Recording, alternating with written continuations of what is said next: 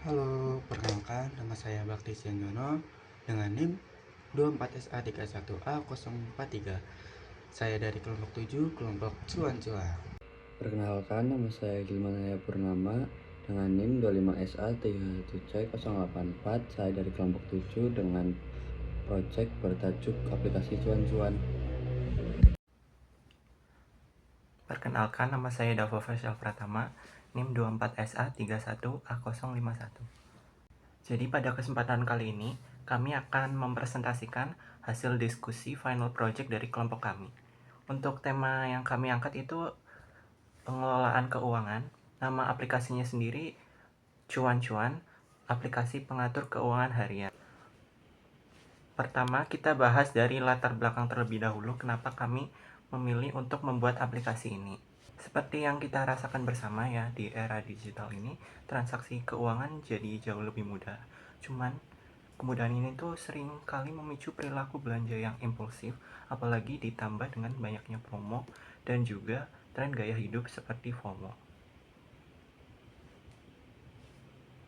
Akibatnya, banyak orang tuh mengalami apa yang disebut fenomena bocor halus, yaitu saat uang rasanya tuh cepat habis perlahan-lahan karena pengeluaran kecil yang tidak direncanakan. Di sisi lain, kalau harus mencatat manual tuh rasanya tuh kayak repot dan akhirnya juga kita tidak jadi konsisten. Oleh karena itu, kami merancang cuan-cuan sebagai solusi praktis. Aplikasi ini tuh dirancang untuk membantu pengguna memantau pemasukan dan pengeluaran secara real time, mengatur batas anggaran, dan juga mengevaluasi pola pengeluaran mereka. Harapannya, aplikasi ini bisa meningkatkan kesadaran pengguna agar lebih disiplin dan juga terhindar dari pemborosan. Oke, next ke tujuan pengembangan aplikasi cuan-cuan ini. Jadi, berdasarkan masalah yang sudah kami paparkan di awal, pengembangan aplikasi cuan-cuan ini memiliki tujuan utama untuk memfasilitasi pengguna dalam di antara lain itu ada 3 ya, mencatat setiap pemasukan dan pengeluaran dengan mudah, memantau kondisi keuangan secara real time, dan juga mengelola anggaran atau budgeting sehari-hari. Jadi, untuk meningkatkan awareness pengguna dalam mengatur keuangan agar terhindar dari pemborosan. Next, ke manfaat bagi pengguna. Di antara lain itu ada 4 poin ya. Yang pertama itu pencatatan keuangan. Pengguna bisa mencatat pemasukan dan pengeluaran secara teratur sehingga kondisi keuangan mereka jauh lebih mudah dipantau setiap harinya. Yang kedua ada kontrol keuangan. Aplikasi ini membantu pengguna mengetahui pola pengeluaran mereka. Jadi dengan begitu pengguna bisa mengerem pembelian secara impulsif. Yang ketiga ada perencanaan anggaran. Pengguna dapat menetapkan batas pengeluaran sesuai kebutuhan mereka. Jadi pengeluaran akan lebih terkontrol dan tidak over budget. Yang terakhir ada evaluasi keuangan. Cuan-cuan menyediakan riwayat transaksi dan juga ringkasan keuangan. Fitur ini sangat memudahkan pengguna untuk mengevaluasi kondisi finansial mereka saat ini dan juga merencanakan keuangan mereka di masa depan. Sekian, terima kasih. Presentasi selanjutnya akan dilanjutkan oleh teman saya yaitu Gilman Yahya Purnama. Baik, selanjutnya saya akan menjelaskan landasan teori yang digunakan dalam pengembangan aplikasi cuan-cuan. Yang pertama, personal finance management ini adalah konsep pengelolaan keuangan pribadi yang meliputi pencatatan pemasukan, pengeluaran, penyusunan anggaran, serta pengendalian keuangan.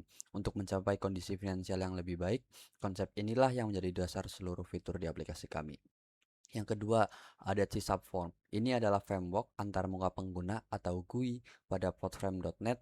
Kami gunakan untuk membangun aplikasi desktop berbasis Windows dengan bahasa pemrograman C#. Yang ketiga, SQL Server and Link. SQL Server kami gunakan sebagai database untuk menyimpan seluruh data aplikasi. Sedangkan Link digunakan untuk mengelola, mengakses, dan mengolah data tersebut langsung dari kode C#, termasuk untuk proses insert, update, dan delete. Masuk ke hasil dan pembahasan. Hasil pengembangan aplikasi cuan-cuan menunjukkan bahwa aplikasi berhasil diimplementasikan dan mampu membantu pengguna dalam mencatat transaksi, memantau kondisi keuangan, serta mengelola anggaran secara lebih efektif dan efisien. Dari sisi hasil ada 5 poin utama.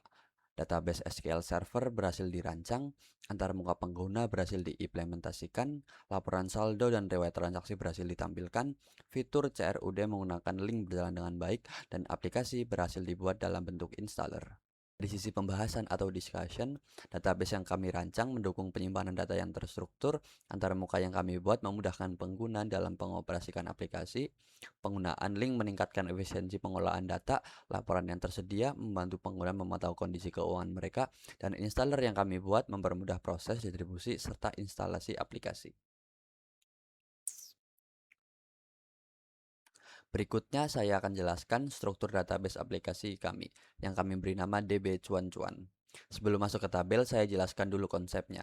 RD ini menggambarkan bagaimana data di aplikasi kami saling terhubung. Jadi, bukan cuma sekedar daftar tabel, tapi juga menunjukkan hubungan antar data tersebut. Ada tiga tabel utama di database kami.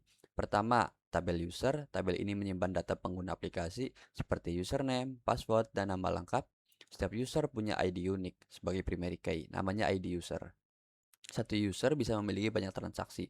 Jadi, kalau Anda login dan mencatat 10 transaksi, semuanya tersimpan dan terhubung ke akun Anda. Kedua, tabel transaksi. Ini tabel inti aplikasi kami, karena semua pencatatan, pemasukan, dan pengeluaran disimpan di sini. Kolomnya meliputi jenis transaksi, apakah pemasukan atau pengeluaran, nominal, tanggal, dan keterangan tambahan. Tabel ini punya dua foreign key, yaitu ID user dan ID kategori. Foreign key ini yang menghubungkan tabel transaksi ke tabel user dan tabel kategori. Ketiga, tabel kategori. Tabel ini menyimpan master kategori, misalnya kategori gaji untuk pemasukan, atau kategori jajan dan tempat tinggal untuk pengeluaran. Kategori ini bersifat reusable, artinya satu kategori bisa dipakai berulang kali di banyak transaksi yang berbeda. Nah, sekarang saya jelaskan relasinya. Relasi pertama, satu user bisa punya banyak transaksi, tapi satu transaksi hanya milik satu user. Ini disebut relasi one to many. Relasi kedua, satu kategori bisa dipakai di banyak transaksi, tapi satu transaksi hanya punya satu kategori. Ini juga relasi one to many. Yang perlu digarisbawahi, tabel user dan tabel kategori ini sebenarnya tidak berrelasi secara langsung atau sama lain. Keduanya baru terhubung lewat tabel transaksi di tengah. Jadi, tabel transaksi ini posisinya seperti penghubung yang menyatukan data user dengan data kategori setiap kali ada pencatatan baru. Dengan struktur seperti ini, data jadi rapi, tidak ada duplikasi kategori, dan riwayat transaksi setiap user bisa ditelusuri dengan jelas. Sekarang saya tunjukkan desain antarmuka aplikasi cuan-cuan. Ini adalah halaman login, ini halaman dashboard, ini halaman transaksi keuangan, ini halaman manajemen kategori, ini halaman laporan keuangan, dan ini adalah halaman profil pengguna. Untuk detail dan demo langsung nanti akan dijelaskan oleh teman saya berikutnya, yaitu Mas Bakti Sianjono.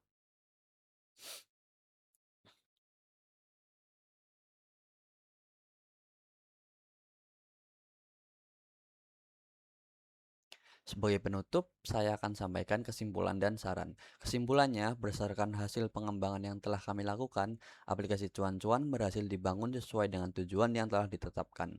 Aplikasi ini mampu membantu pengguna dalam mencatat pemasukan dan pengeluaran, memantau kondisi keuangan, serta mengelola anggaran secara lebih efektif dan efisien.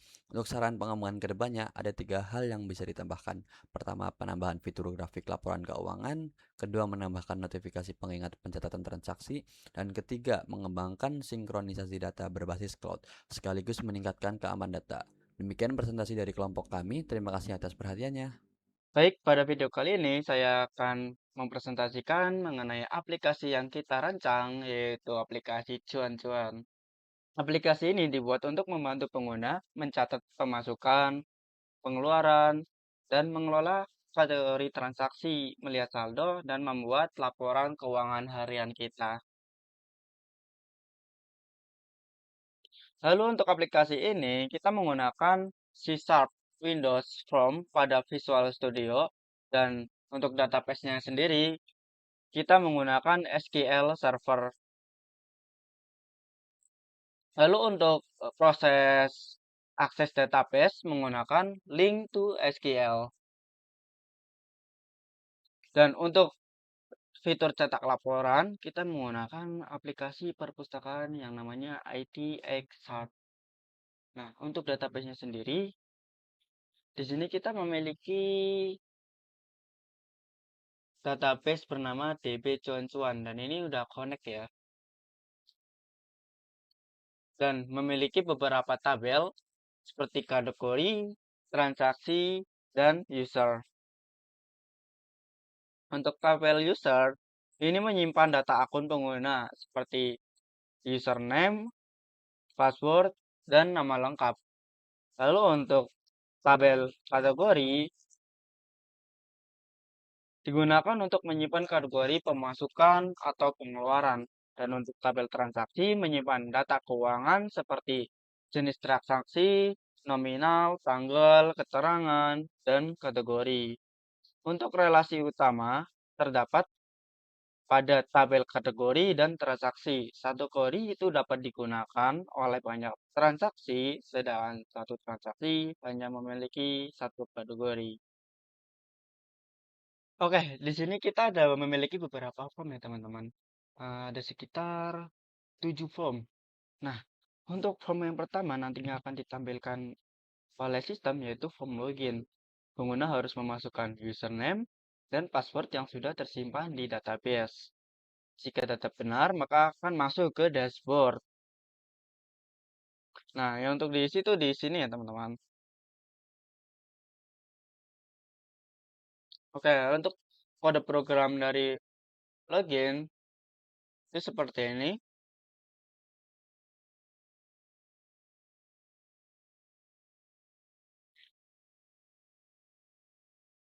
Nah, di sini itu untuk validasi login atau dari batakan login. Ketika user mengeklik eh, button login dan ini untuk validasi jika txt username belum diisi, maka akan menampilkan pesan username belum diisi.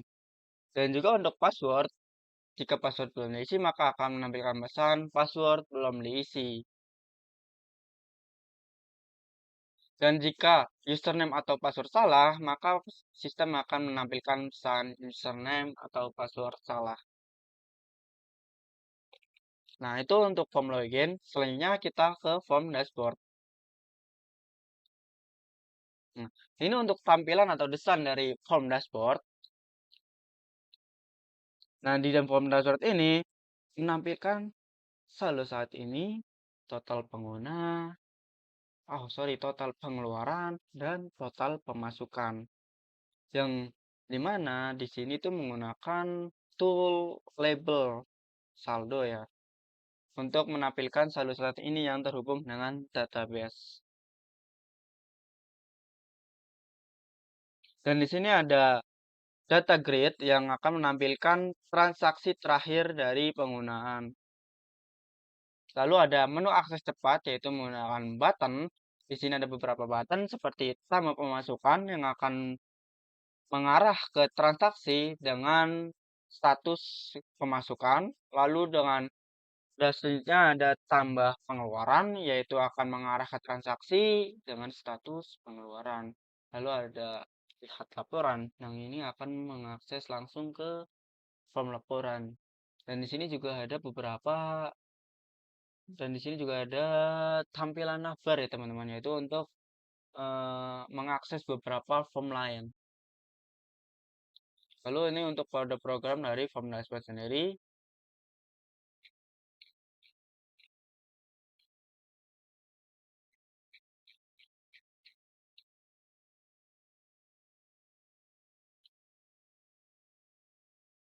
Oh ya, di sini juga ada tombol logout, di mana logout nanti akan mengarah ke halaman login kembali ketika user logout. Tapi sebelum logout, nanti user akan dimunculkan dengan pop-up apakah yakin Anda akan logout. Nah, contohnya itu seperti ini, yakin ingin logout. Jika yes, maka akan ke halaman login. Jika no, maka tetap berada di dashboard. Oke, selanjutnya yaitu di form kategori.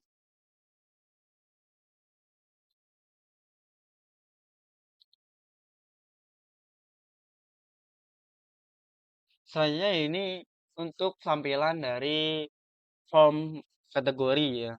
Di mana nanti user di sini akan memanajemen kategori antara pemasukan atau pengeluaran. Lalu di sini ada beberapa button simpan, update, hapus, reset. Dan ada data split view yang akan menampilkan data kategori. Oke, selanjutnya untuk form transaksi. Nah, di sini user bisa menambahkan transaksi dari pemasukan atau pengeluaran, lalu bisa menentukan jenis kategori, keterangan, nominal untuk pengeluaran atau pemasukan berapa, dan tanggal. Dan simpan, maka akan menampilkan datanya dari sini. Dan di sini juga bisa update, hapus, reset ya, teman-teman. Lalu selanjutnya untuk form laporan. Ini untuk form laporannya, yaitu kita bisa menampilkan laporan berdasarkan periode tanggal, yaitu dari di sini kita menginputkan misalnya dari ya, lalu sampai tanggal berapa. Lalu ketika kita tampilkan, maka akan menampilkan laporan di sini. Dan kita juga bisa mencetaknya berformat file PDF. Lalu selanjutnya yaitu from profile, terakhir ya. Nah, ini untuk tampilan from profil sendiri. Di sini kita bisa juga mengedit profil seperti nama lengkap, username, atau bisa mengganti password. Tapi kita di sini harus menginputkan password lama dulu, baru bisa menginputkan password baru ya. Oke, itu untuk form-formnya. Untuk lebih jelasnya lagi, kita coba jalankan aplikasinya. Untuk aplikasi yang dijalankan pertama kali yaitu form login. Sini kita sudah masuk ke form login ya teman-teman. Sini kita diminta untuk memasukkan username dan password. Nah, karena di sini saya hanya baru memiliki satu user di database yaitu admin dan passwordnya admin 123. Nah, jika dirasa sudah benar, maka klik login. Maka akan mengarah ke dashboard. Oh ya, di sini. Maka di sini user akan ditampilkan saldo saat ini, total pengeluaran, total pemasukan sesuai dengan database. Dan transaksi terakhir seperti ini ya teman-teman. Ada tanggal, jenis pemasukan, gaji, nominal, keterangannya gajian, ataupun pengeluaran. Ininya transaksi terakhir. Lalu menu akses cepat, di mana kita klik tambah pemasukan, maka RRB-nya akan langsung ke pemasukan ya teman-teman. Lalu kalau kita ke tambah pengeluaran, maka dia otomatis ke pengeluaran. Lalu melihat laporan, dia akan mengarah ke form laporan. Oke, selanjutnya kita akan ke form transaksi. Di sini user bisa mencatat keuangan, yaitu pemasukan atau pengeluaran. Jika pemasukan, contohnya di sini pemasukan, terus gaji, nominalnya misalnya 2 juta. Serangan gajian. Tanggalnya tanggal sekarang ya teman-teman. Otomatis di sini. Maka kita klik simpan dan data berhasil disimpan. Nah, maka akan ditampilkan di sini. Pemasukan gaji 2 juta. Sekian. Dan di sini juga bisa update, refresh, reset. Soalnya di sini aku mau update ya. Pilih data yang ingin update. Update. Di sini aku mau update ini misalnya di gajiannya 2.500.000. Oke, lalu simpan. Data berhasil disimpan. Maka di sini juga akan berubah.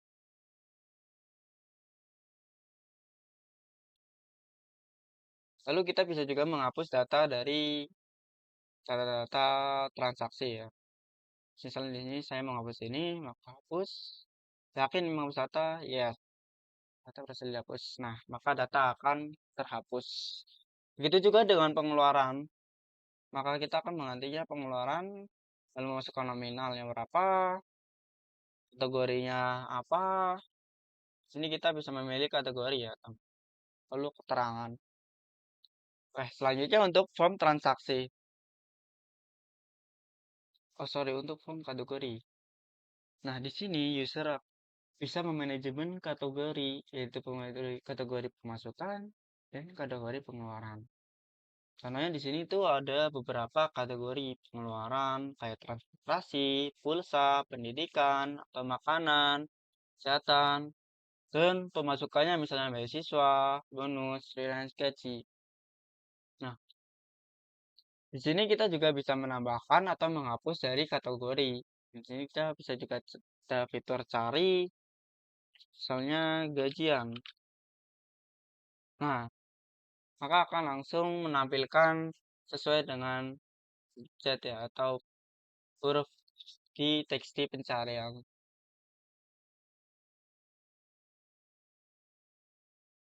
Lalu selanjutnya yaitu form laporan. Nah, di sini kita bisa melihat laporan transaksi keuangan kita berdasarkan periode. Misalnya di sini dari eh, tanggal 5 dan sampai Juni tanggal 6. Nah, klik tampilkan. Ini akan menampilkan langsung transaksi terakhir atau berdasarkan periode ini. Itu di sini lalu kita juga bisa mencetaknya. Nanti hasilnya yaitu PDF. Saya dicetak. Nah, kita simpan file PDF-nya misalnya di download atau di mana. Tinggal klik save. Lalu untuk profil, di sini menampilkan nama user pengguna. Kayak misalnya di sini administrator, yaitu nama lengkap dari pengguna. Jadi ini akan menyesuaikan dari nama pengguna ya sesuai dari database. Lalu di sini juga kita bisa mengedit untuk nama lengkap, username, password lama, password baru. Misal di sini admin dan simpan. Nah, di sini juga ikut berubah ya, teman-teman.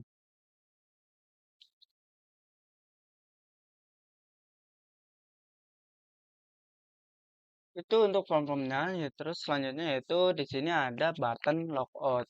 Dimana nanti ketika kita mengklik logout, yakin Anda ingin logout, yes, akan kembali ke halaman login.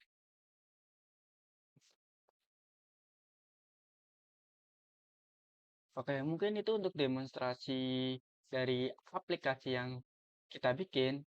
Selanjutnya yaitu kita akan membuat file installer dari aplikasi yang kita bikin di Visual Studio. Di sini saya akan memperlihatkan cara untuk membuat file installernya, di mana kita terlebih dahulu harus menginstal sebuah extension dan cari installer.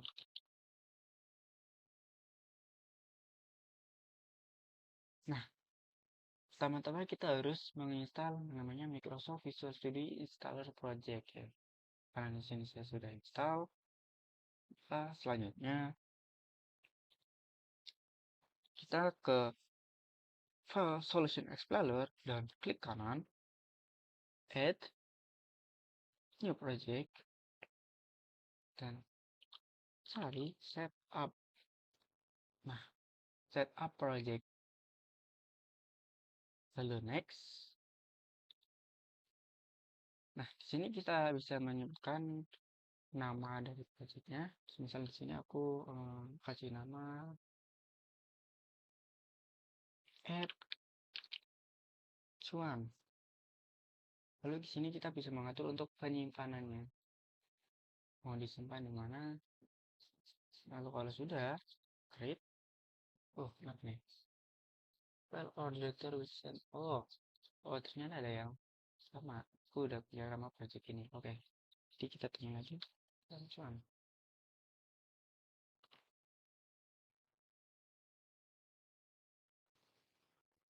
Nah, ini untuk beda aja.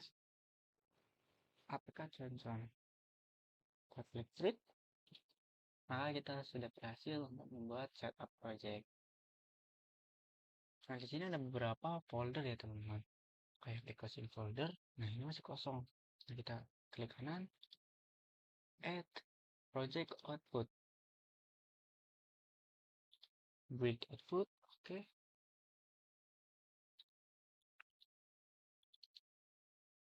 Lalu selanjutnya kita akan create shortcut untuk membuat shortcut. Untuk shortcutnya nanti kita ubah namanya menjadi app. Oke. Nanti kita tinggal ke application, lalu kita klik build untuk mulai membuat projectnya. Nah, di sini tuh aku udah membuat ya teman-teman. Itu namanya application doang. Dan kita di build juga. Lalu untuk melihatnya, di sini kita cari folder penyimpanan yang tadi kita atur. Di sini aku klik D.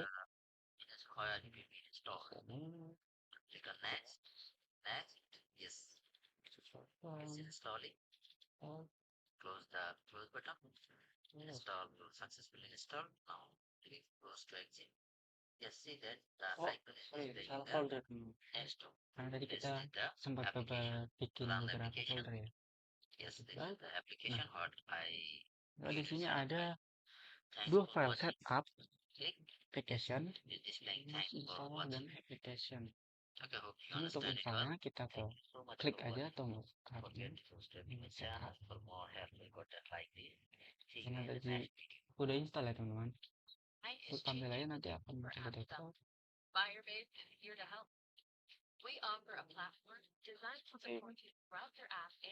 Kita tidak menunjukkan aplikasi desktop.